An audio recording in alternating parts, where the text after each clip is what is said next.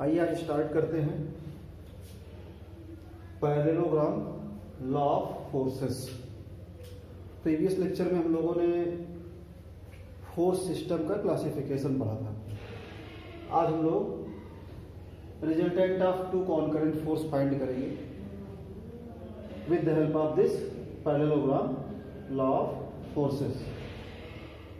तो इसको स्टार्ट करते हैं। इसके पहले हम आपको बता दें कि रिजल्टेंट क्या होता है, क्योंकि हम रिजल्टेंट फाइंड करने जा रहे हैं। तो रिजल्टेंट का मतलब ये है, मान लीजिए किसी बॉडी पे कई फोर्सेस लग रहे हैं, टू और मोर फोर्सेस एक्ट कर रहे हैं, तो जो इफेक्ट वो सभी फोर्सेस मिलके उस बॉडी पे प्रोड्यूस कर रहे हैं, अगर वही सेम इफेक्ट एक सिंगल फोर्स प्रोड्यूस करता है तो उन सभी फोर्सेस का वो रिजल्टेंट होता है।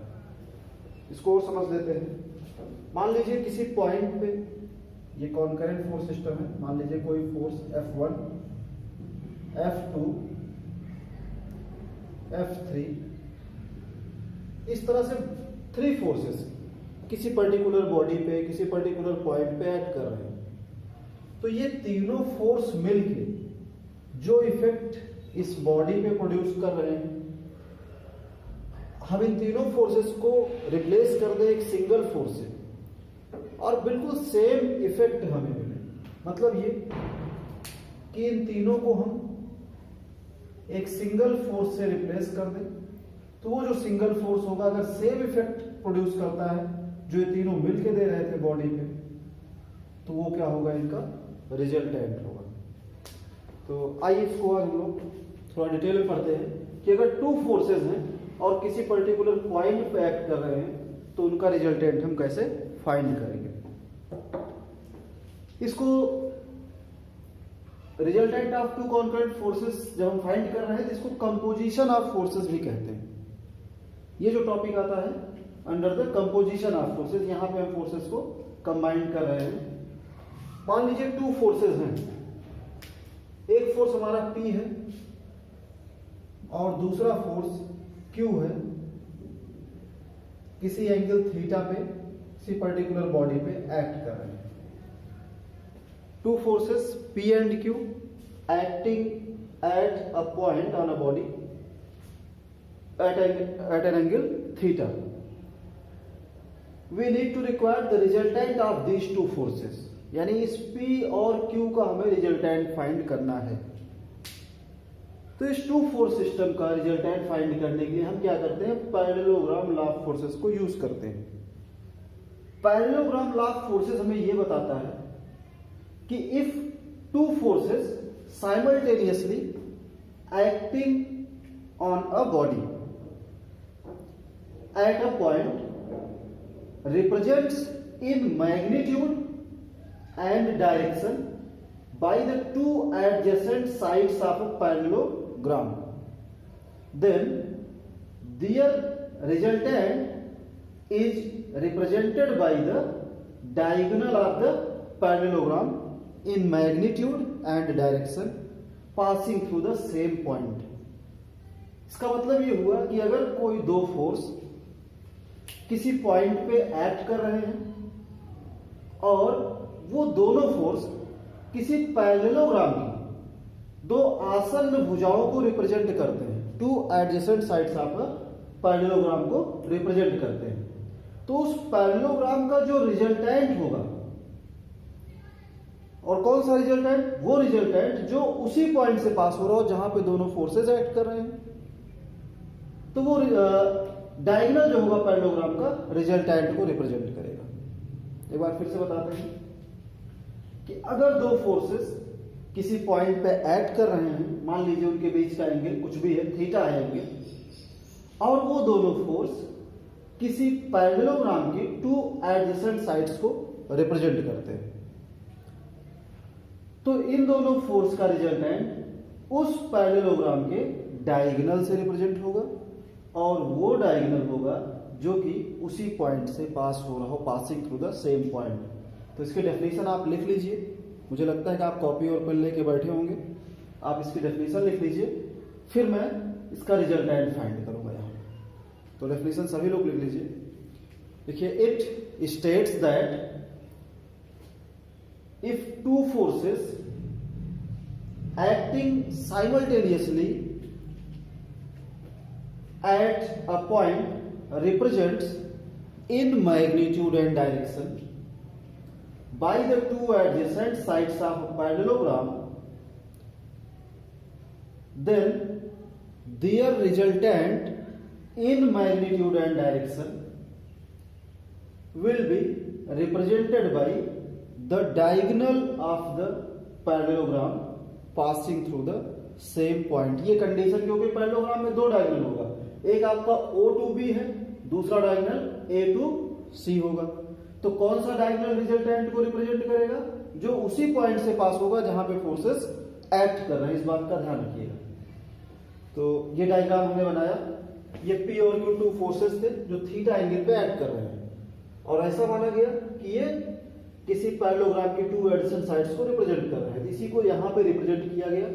मान लीजिए पॉइंट O पे ये दोनों फोर्स एक्ट कर रहे हैं। हमने क्या किया, इस P के पैरेलल एक लाइन ड्रॉ किया, इस OC के पैरेलल यानी Q के पैरेलल एक लाइन ड्रॉ किया और एक पैरेललोग्राम कंप्लीट कर लिया, और फिर यहाँ पे एक परपेंडिकुलर ड्रॉ किया गया। इस A को D तक एक्सटेंड किया गया है। अब इसमें जो डायगोनल होगा OB, ये रिजल्टेंट को रिप्रेजेंट करेगा। तो इसी को हमें फाइंड करना है, ये रिजल्टेंट कितना होगा इन मैग्नीट्यूड एंड डायरेक्शन, क्योंकि ये कॉन्करेंट फोर्स सिस्टम है। जब फोर्स सिस्टम आपका कॉन्करेंट होता है, कॉन्करेंट फोर्स सिस्टम होता है यानी कि फोर्सेस एक ही पॉइंट पे एक्ट करते हैं, तो वहां पे फोर्स का मैग्नीट्यूड और डायरेक्शन, ये दो पैरामीटर्स हैं जो रिजल्टेंट को डिफाइन करेंगे कि रिजल्टेंट कितना होगा और कहां पे लगेगा।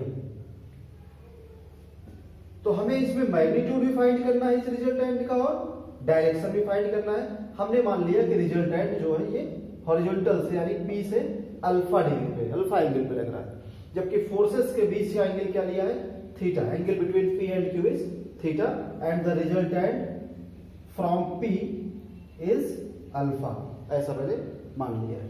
तो दो चीजें फाइंड करेंगे, magnitude of resultant and direction. So consider two forces P and Q acting at point O as shown in figure. To find resultant, first magnitude, we will consider this right angle triangle, that is large right angle triangle. There are two right angle triangles in this diagram. One is ODB, another is ADB. तो यहां पे हम consider करेंगे from triangle, right angle triangle ODB। ODB में हम Pythagoras theorem apply करते हैं। Pythagoras theorem में बताता है कि जो हाइपोटेनस का स्क्वायर जो होगा ये बेस की स्क्वायर प्लस परपेंडिकुलर स्क्वायर के इक्वल होगा। तो from Pythagoras theorem OB square is equal to OD square plus BD, that is perpendicular square. अब यहां पे देखिए OD हमारा कितना होगा, OA प्लस AD, तो हम इसको लिख सकते हैं equal to OA plus AD whole square plus BD square. अब OA हमारा कितना है, P। OA हमारा पैरेललोग्राम का साइड से जो फोर्स P को रिप्रेजेंट कर रहा है, तो इसको हम लिख सकते हैं P प्लस AD। अब यहां देखिए, since OC equal to AB, two parallel lines equal each other, OC equal to AB है, तो ये Q को रिप्रेजेंट कर रहा है, तो ये भी Q। अब अगर ये एंगल Q का एंगल हॉरिजॉन्टल से थीटा है, तो ये एंगल भी कितना होगा, थीटा होगा। Corresponding to parallel line same horizontal line पे है। अब इस क्यू को हम रिजॉल्व करते हैं। अभी आपको मैंने रेजोल्यूशन ऑफ फोर्स नहीं पढ़ाया है, उसको पढ़ाऊंगा तो और समझ में आएगा ये। अभी ऐसे समझिए, ये फोर्स क्यू है और हॉरिजॉन्टल से थीटा एंगल पे ऐड कर रहा है। इसका जो एक्स कंपोनेंट होगा यानी हॉरिजॉन्टल कंपोनेंट होगा, जिसके साथ एंगल बना रहा है उस पे कॉस के साथ आएगा, तो ये एडी हमारा हो जाएगा क्यू कॉस थीटा। इसी तरीके से इस क्यू को अगर वर्टिकली रिजॉल्व करेंगे तो इसका जो वर्टिकल कंपोनेंट होगा ये होगा क्यू साइन थीटा, यानी ये वर्टिकल कंपोनेंट कितना होगा, क्यू साइन थीटा होगा। इस तरीके से इसको रिजॉल्व किया गया, ऐसे समझिए। ये हमारा क्यू है, एंगल थीटा बना रहा है, इसको जब हम रिजॉल्व करेंगे तो ये क्यू कॉस थीटा और ये होगा क्यू साइन थीटा। तो यहां ये हमारा क्यू साइन थीटा और ये हो गया क्यू कॉस थीटा। ठीक है, तो इसको यहां पे पुट करते हैं। एडी को हम लिख सकते हैं Q cos theta whole square plus BD is Q sine theta square. अब देखिए ओबी हमारा किसको रिप्रेजेंट कर रहा है, रिजल्टेंट को, तो यहां हम लिख सकते हैं और ओबी इक्वल टू आर है, R square equal to bracket open करते हैं A plus B whole square के फार्मूले से, A square plus B square plus 2ab cos theta, P square plus मैं लिखता हूं 2pq cos theta plus Q square cos square theta. ये हमारा फर्स्ट हो गया। सेकंड में है plus Q sine theta whole square, तो क्यू का स्क्वायर हो जाएगा और साइन स्क्वायर थीटा हो गया। नेक्स्ट स्टेप में हम इसको लिख सकते हैं P square plus 2pq cos theta plus यहां पे क्यू स्क्वायर कॉमन ले रहे हैं तो ब्रैकेट में आ जाएगा cos square theta plus sine square theta. ये कॉमन लिया गया है Q square cos square theta plus Q square sine square theta में। तो यहाँ पे क्यू स्क्वायर जब कॉमन लिया तो हमारे पास कॉस स्क्वायर थीटा यहां से बचेगा, साइन स्क्वायर थीटा यहां से बचेगा। अब हम ये जानते हैं कि sine square theta plus cos square theta ये कितना होता है, यूनिटी होता है, 1 होता है, ट्रिग्नोमेट्री में आपने पढ़ा होगा।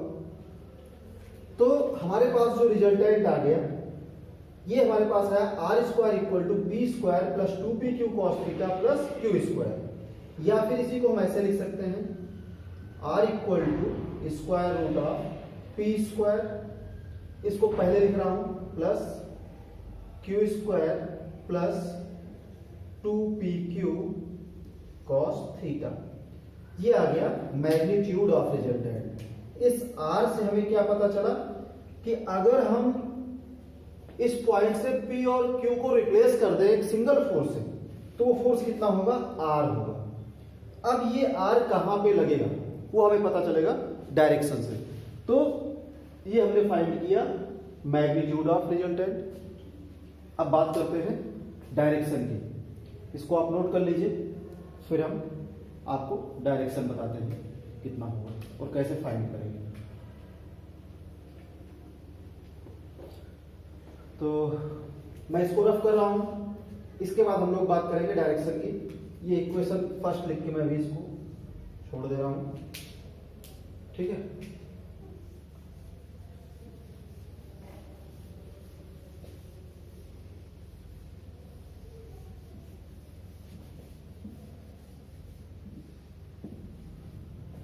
आइए अब बात करते हैं डायरेक्शन की। डायरेक्शन यहां पे कितना है, अल्फा।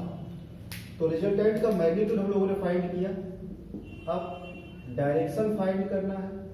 फिर से सिमिलर ट्राइंगल लेते हैं, similar triangle from triangle O D B. O D B में अगर आप देखेंगे राइट एंगल ट्राइंगल है, डी बी क्या है, परपेंडिकुलर, और ये ओ डी क्या है, बेस, दोनों हमें नोन है। तो इसमें हम tan लगा सकते हैं, tan alpha equal to B D perpendicular upon base OD, या फिर इसको हम लिख सकते हैं बीडी को लिख सकते हैं क्यू साइन थीटा। थोड़ा सा एक स्टेप और आगे बढ़ाते हैं, ओडी हमारा हो जाएगा ओ ए प्लस ए डी, ऐसा लिख सकते हैं इसको, और tan alpha equal to B D है Q sine theta upon O A is P plus A D Q cos theta. तो यहां एक ब्रैकेट लगा दीजिए, ये हमारा आ गया tan अल्फा। ये किसको रिप्रेजेंट करेगा? डायरेक्शन को। तो यहां से अल्फा फाइंड कर लेते हैं, और alpha is equal to tan inverse Q sine theta upon p plus Q cos theta. ये डायरेक्शन आ गया सेकेंड।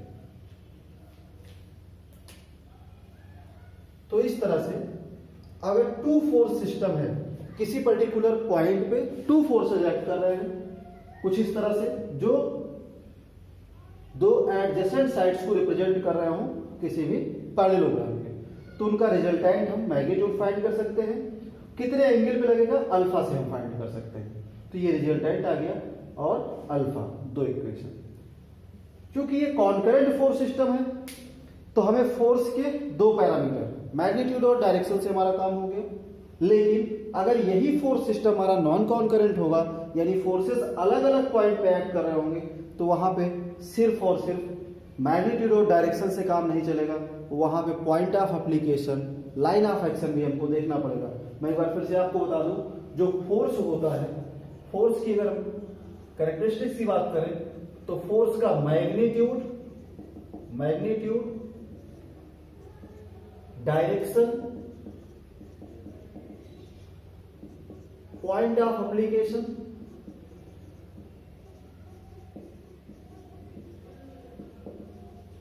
और लाइन ऑफ एक्शन,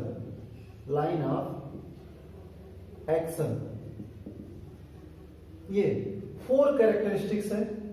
क्योंकि फोर्स एक वेक्टर क्वांटिटी है, इसलिए अगर फोर्स को प्रॉपरली आपको डिफाइन करना है, तो ये 4 पैरामीटर्स आपको पता करना होता है। तो यहां पे पॉइंट ऑफ एप्लीकेशन हमें पता है कि अगर दोनों फोर्स एक ही पॉइंट पे एक्ट कर रहे हैं, तो उनका रिजल्टेंट भी उसी पॉइंट से पास होगा। तो इसमें हमें पॉइंट ऑफ एप्लीकेशन पता करने की जरूरत नहीं होती है। लाइन ऑफ एक्शन में पता करने की जरूरत नहीं, हमने डायरेक्शन पता कर लिया, हमारा काम हो गया। तो कॉन्करेंट फोर्स सिस्टम में मैग्नीट्यूड और डायरेक्शन से हमारा काम चल जाता है। तो ये है आपका पैरेललोग्राम लॉ ऑफ फोर्सेस। अब इस पे हम एक न्यूमेरिकल लेंगे, इसको आप लोग नोट कर लीजिए, फिर हम न्यूमेरिकल की बात करते हैं।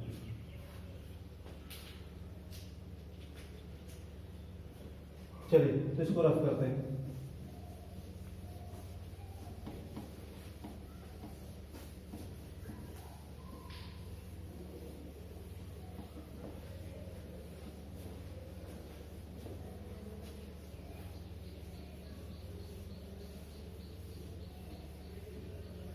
तो पैरेललोग्राम लॉ ऑफ फोर्सेस से हमें 2 फार्मूले मिल गए। एक फार्मूला हमें मिल गया रिजल्टेंट का, R equal to square root P square plus Q square plus 2pq cos theta, और दूसरा हमें मिल गया direction, alpha equal to tan inverse q sine theta upon p plus Q cos theta. इन्हीं दोनों फार्मूले पे बेस्ड न्यूमेरिकल हमसे पूछे जाएंगे, और 2 इक्वेशन को यूज करके हम कोई भी न्यूमेरिकल प्रॉब्लम को सॉल्व कर लेंगे। अच्छा, इसमें एक केस डिस्कस कर लेते हैं कि इफ, एक क्वेश्चन है, if theta equal to 90 degree. Theta equal to 90 degree का मतलब है कि फोर्स P और Q के बीच का जो एंगल है वो 90 डिग्री अगर हो जाता है, मतलब ये है कि P और Q क्या होंगे? परपेंडिकुलर हो जाएंगे। P और Q परपेंडिकुलर। कुछ इस तरह से मान लीजिए फोर्स P है, एक फोर्स P है और दूसरा फोर्स आपका Q है। आपसे कहता है कि इनके बीच का एंगल 90 डिग्री है, तो 90 डिग्री होने का मतलब ये एक दूसरे के परपेंडिकुलर हो जाएंगे। तो यही केस है। If theta equal to 90 degree find resultant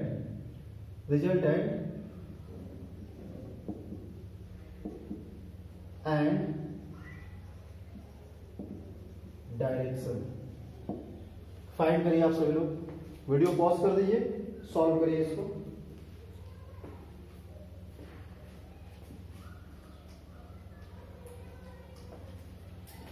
चलिए तो मैं सॉल्व कर देता हूं।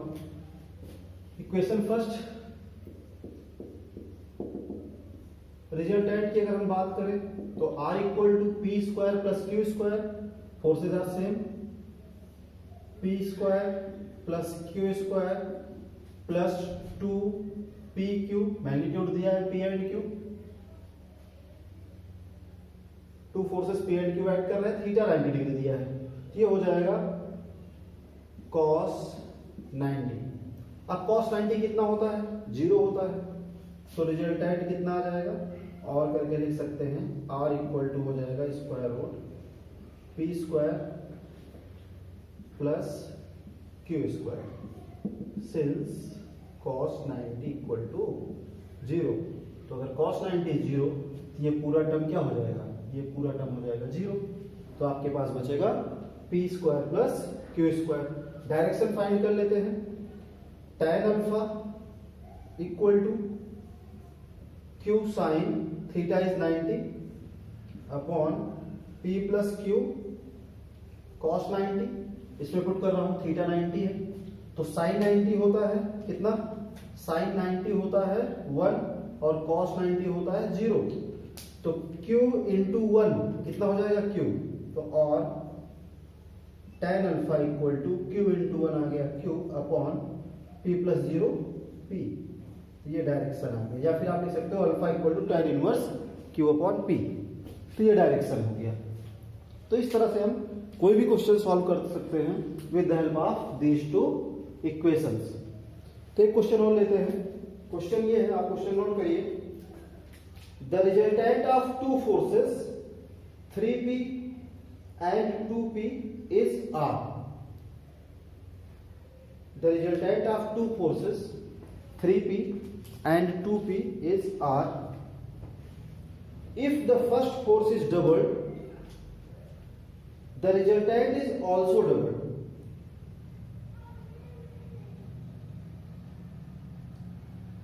Determine the angle between the two forces. आपको दोनों फोर्सेस के बीच का एंगल फाइंड करना है। तो ये क्वेश्चन आप सॉल्व करिएगा और आंसर इसका हमें कमेंट में बताइएगा। कोई प्रॉब्लम आएगी तो कमेंट करिएगा। इसको नेक्स्ट लेक्चर में फिर हम डिस्कस कर लेंगे। हमारा जो अगला लेक्चर होगा वो principle of transmissibility of force पे होगा। मैं उम्मीद करता हूं कि पैरेललोग्राम लॉ ऑफ फोर्सेज आपके समझ में आया होगा। आप इसे अच्छे से तैयार कर लीजिएगा। टू फोर्सेज जहां भी मिलेंगे कॉन्करेंट, आपको इसकी हेल्प से आप रिजल्टेंट और डायरेक्शन फाइंड कर सकते हो। Thank you.